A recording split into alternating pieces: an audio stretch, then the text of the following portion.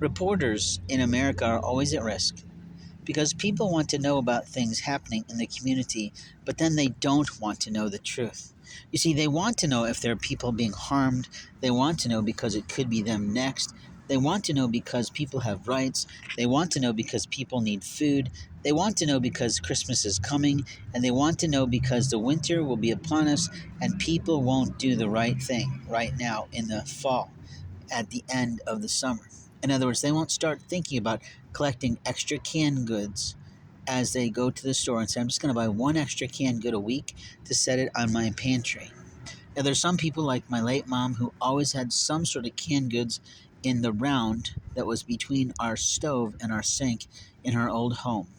And then when she went to her old folks' home in independent living, sadly separate from my father because he was much more ill than her, she probably had something like that, and she did.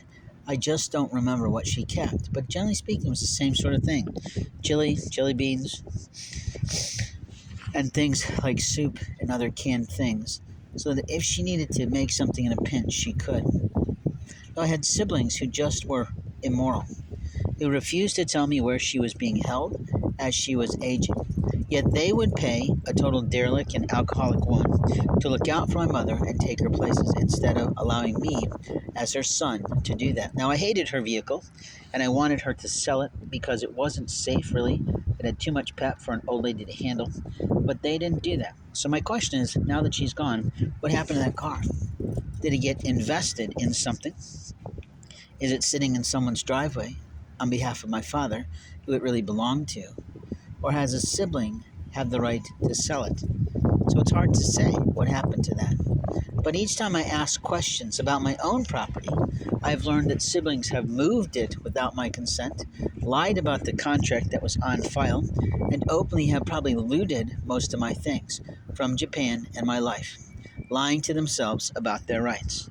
I did have a brother attempt to come in on a birthday event, which really wasn't supposed to be that. It was supposed to be one sibling helping me to accomplish something, but instead she made the drive, granted it was a couple hours, with another sibling, and then he came up over the ridge with a camera videotaping a very awkward moment that was caused by one of those siblings. Now, if I tell you that story, would you care? Probably not. If it was going on in your family, you might care. If it was happening to your property, you'd be fucking mad. But the truth is, every day people get stolen from in every way. And I can keep asking a sibling, where the fuck is my property?